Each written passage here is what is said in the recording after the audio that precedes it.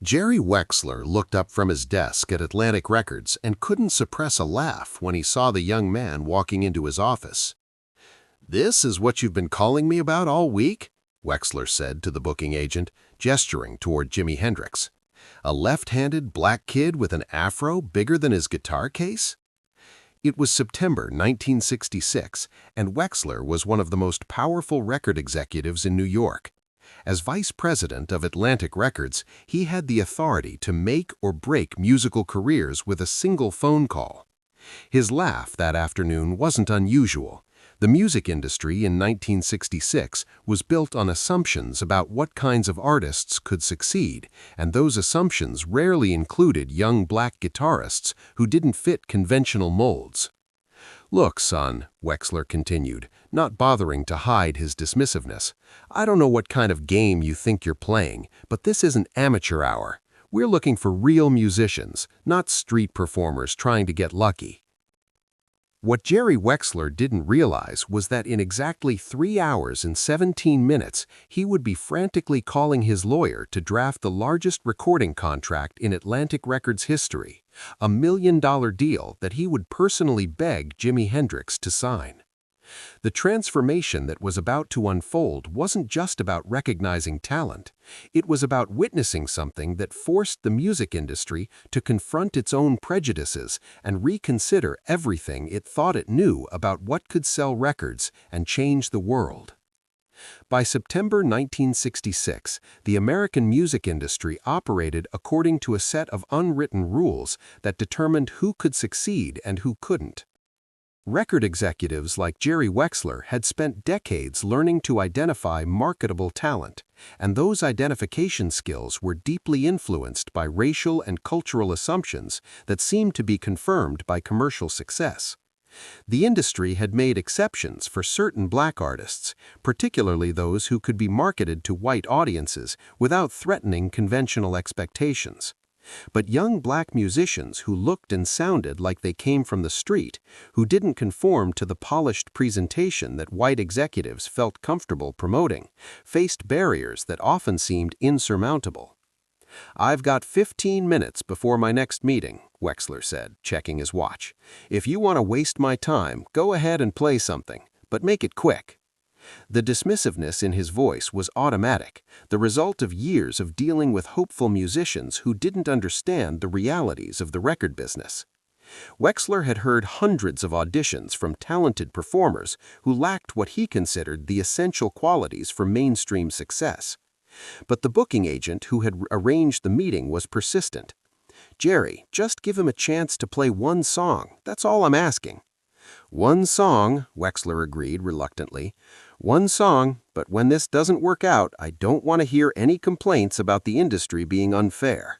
Some people just don't have what it takes to make it in this business." The attitude that Wexler displayed wasn't personal malice, it was systemic prejudice disguised as business acumen. He genuinely believed that his dismissal of Jimi was based on practical considerations about marketability and commercial viability. The racial and cultural assumptions that informed his judgment seemed so obviously correct that he didn't even recognize them as assumptions. When Jimi began setting up his equipment in Wexler's office, the executive's initial impression seemed to be confirmed. The guitar was a battered Fender Stratocaster that looked like it had been through several wars. The amplifier was small and looked inadequate for any serious musical purpose. "You're sure that thing actually works?" Wexler asked, pointing to the guitar. "It works," Jimi replied quietly, adjusting the tuning pegs with a casual precision that suggested years of experience with difficult equipment. "What song are you going to play?" Wexler asked, expecting to hear the name of a current hit or a well-known standard that would allow for easy comparison with established performers. "Something I wrote," Jimi said. "It's called Purple Haze." Wexler nodded without enthusiasm. Original songs from unknown performers were usually exercises in amateur songwriting that demonstrated why those performers remained unknown.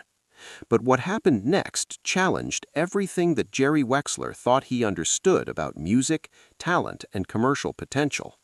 Jimi didn't just play Purple Haze, he created a sonic experience that transformed Wexler's office into a different dimension. The guitar work was unlike anything the executive had ever heard, combining technical mastery with creative audacity that seemed to expand the possibilities of what popular music could accomplish. But it wasn't just the guitar playing that left Wexler speechless. It was the songwriting, the vocal performance, and the overall artistic vision that demonstrated a level of musical sophistication that contradicted every assumption he had made about this young performer. Within the first 30 seconds, Wexler realized that his understanding of marketable talent had been fundamentally limited. This wasn't just impressive musicianship, it was revolutionary artistry that could redefine what the record-buying public was willing to embrace. The prejudices that had informed his initial dismissal began to crumble as he listened. The afro that had seemed confrontational now looked like the natural presentation of someone who was comfortable with his own identity. The left-handed guitar playing that had seemed like a gimmick was revealed as a technical adaptation that contributed to a completely unique musical approach. "My God," Wexler muttered halfway through the song, reaching for his phone to cancel his next meeting. Cancel everything for the rest of the afternoon. As Purple Haze continued, Wexler found himself experiencing something that rarely happened to industry veterans: complete surprise. Not just the pleasant surprise of discovering better-than-expected talent, but the profound shock of realizing that his entire framework for evaluating musical potential had been inadequate. The song wasn't just good, it was a blueprint for the future of popular music. The guitar techniques, the lyrical content, the overall sound pointed toward possibilities that the music industry hadn't yet imagined, but that audiences were clearly ready to embrace. When the song ended, the silence that followed was unlike anything that had ever occurred in Jerry Wexler's office. For the first time in his career, he found himself completely uncertain about how to respond to what he had just heard. "That was," he started, then stopped, realizing he didn't have adequate vocabulary for what he had experienced. "That was extraordinary," he finally said. "How many songs like that do you have?" "Enough for several albums," Jimi replied. The answer triggered something in Wexler's mind that was part artistic excitement and part business calculation. If this performer had enough material of this quality, the commercial possibilities were beyond anything Atlantic Records had ever encountered. But Wexler also realized that he was dealing with someone who could revolutionize the music industry or sign with a competitor and leave Atlantic Records behind as the business evolved without them. "Don't go anywhere," Wexler said, reaching for his phone. "I need to make some calls." The next 3 hours became the most intense contract negotiation in Atlantic Records history. Wexler found himself in the unprecedented position of trying to convince an artist to sign with his label rather than the other way around. He called other executives at the label, describing what he had just heard and insisting that they drop everything to hear this performer. He contacted the company's lawyers, instructing them to prepare a contract with terms that had never been offered to an unknown artist. Most importantly, he began restructuring his understanding of what Atlantic Records needed to do to remain relevant in a music industry that was clearly about to change dramatically. "I want to offer you a recording contract," Wexler said when he returned to his office. "Not just any contract, a deal that reflects how important I think your music is going to be." The offer that followed was unprecedented in Atlantic Records history: $1 million advance, complete creative control, and a percentage of profits that was typically reserved for the label's most established stars. "$1 million?" Jimi asked, clearly surprised by the figure.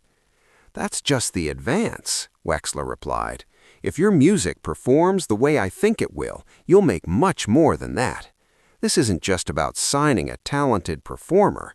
This is about partnering with someone who's going to change the entire industry."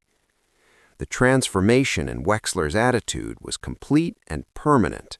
The executive who had laughed at a left-handed black kid 3 hours earlier was now describing that same person as the future of popular music. But the change wasn't just in Wexler's perception of Jimi, it was in his understanding of the music business itself. The assumptions about marketability, about audience preferences, about what kinds of artists could succeed had all been revealed as limitations rather than insights. While Jimi ultimately signed with a different label, the encounter with Jerry Wexler became legendary in music industry circles. Not just because of the dramatic reversal in the executive's attitude, but because it demonstrated how quickly entrenched prejudices could be overcome by undeniable talent.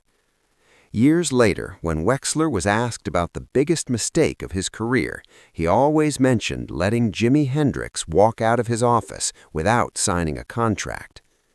"I learned something important that day," Wexler said in a 1975 interview. "The music business thinks it knows what audiences want, but usually we're just reflecting our own limitations back at ourselves. Jimi showed me that real innovation doesn't fit into the categories we use to evaluate talent." The encounter also influenced how Atlantic Records approached other unconventional artists in the years that followed. The label became more willing to sign performers who didn't fit traditional molds, recognizing that commercial success could come from artists who challenged rather than confirmed industry expectations. But perhaps most importantly, the story of Jerry Wexler's transformation became a teaching example in music business schools and industry seminars. It demonstrated how systemic prejudices could masquerade as business wisdom, and how quickly those prejudices could be overcome when confronted with authentic genius. The laugh that had greeted Jimi's entrance into Wexler's office became a symbol of how the music industry's own assumptions could blind it to revolutionary talent. And the million-dollar contract offer that followed became proof that business success and social justice weren't mutually exclusive, that breaking down barriers could be profitable as well as morally correct. The 3 hours and 17 minutes that transformed Jerry Wexler's understanding of talent and marketability also marked a turning point in how the music industry approached diversity and inclusion, not because of policy changes or diversity initiatives, but because one performer had demonstrated that excellence transcends the categories that prejudice uses to limit opportunity. Sometimes the most important moments in business history happen when someone's assumptions are completely demolished by undeniable evidence that those assumptions were wrong. Jerry Wexler's encounter with Jimi Hendrix proved that the most revolutionary business decisions often involve recognizing that what seems impossible is actually inevitable. The left-handed black kid with the big afro had become the future of popular music. And the executive who had initially laughed at that possibility had become one of the first people in the music industry to understand what that future was going to look like. If this story of prejudice transformed by talent moved you, hit that subscribe button and give this video a thumbs up. Share it with someone who's faced discrimination in their professional life.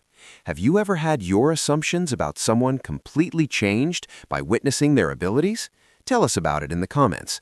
And don't forget to hit that notification bell for more stories about the moments when talent transcended the barriers that prejudice tried to create.